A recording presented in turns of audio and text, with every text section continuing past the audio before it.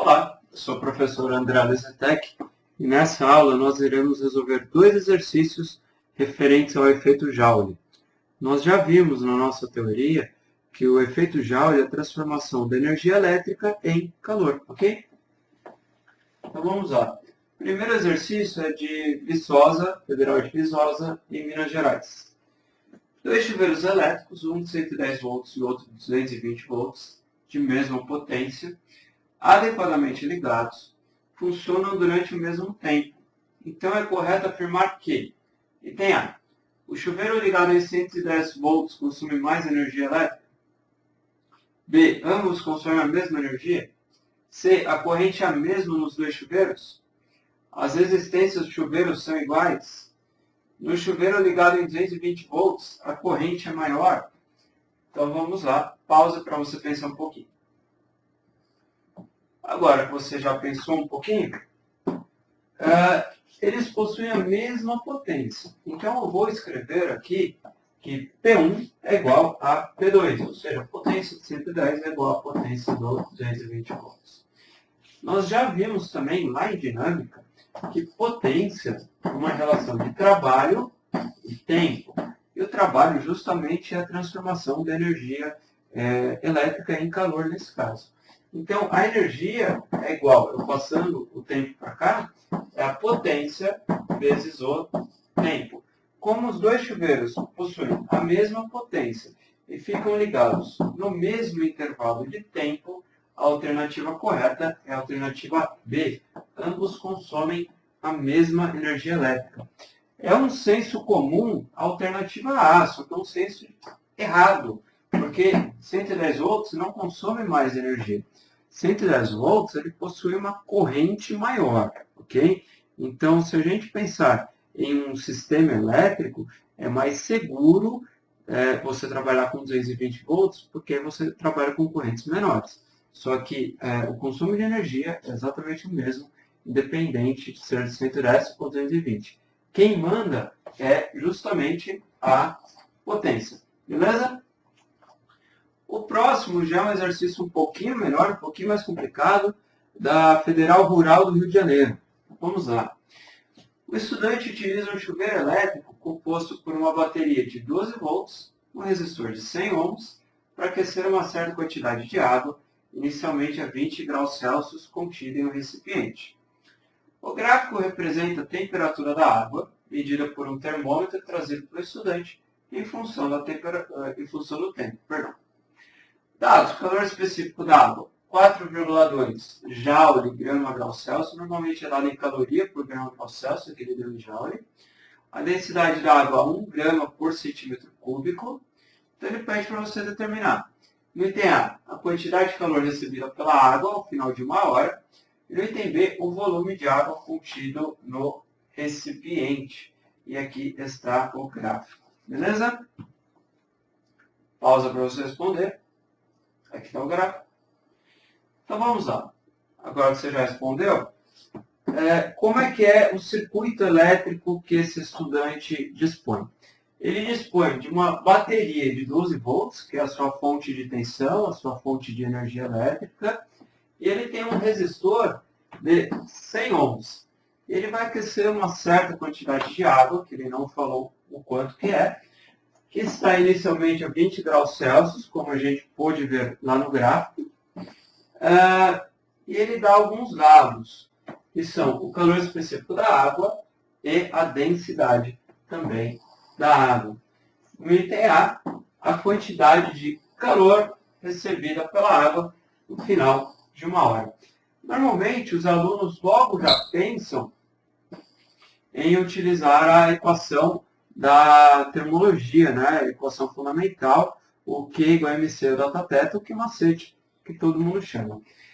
Só que aqui eu tenho um problema, eu não tenho o valor da massa da água. Se eu tivesse o valor da massa, eu conseguiria. Tanto que, se você olhar o item B, ele pede o volume da água. Como ele deu a densidade, então você vai conseguir fazer uma relação de massa e de volume com a densidade. Então, não é por calorimetria que eu vou resolver o item A. Eu vou resolver o item A pela eletrodinâmica mesmo. Tá? Então, vamos lá. Energia é o que ele quer, é a potência multiplicado pelo tempo. Beleza? Maravilha. Só que você não sabe qual é a potência. Os seus dados são a tensão e a resistência. Só que a potência você pode escrever como sendo U vezes I. Tá, eu não tenho a corrente. Tudo bem. A primeira lei de Ohm você conhece. Uri, uri, uri. Está aqui. Quem você não conhece é a corrente. Você pode calcular se você quiser. Eu não vou calcular. Ok? Eu vou utilizar que U sobre R igual a I e substituo aqui. Então a potência vai ficar U vezes U sobre R. Né? Eu troquei o I por U sobre R. U ao quadrado sobre R. Talvez você já até tenha conhecimento dessa equação aqui. Então a minha energia elétrica é a potência, que é U ao quadrado sobre R vezes o tempo.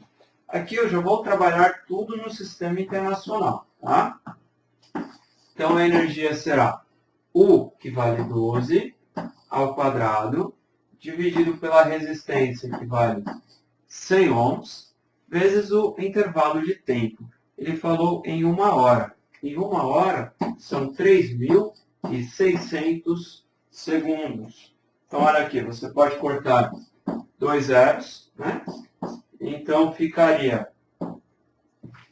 12 ao quadrado, 144, vezes 36.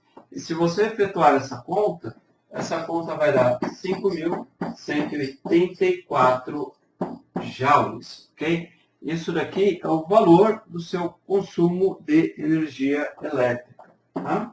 Então, está aqui o item A. O item B, ele pede qual é o volume de água.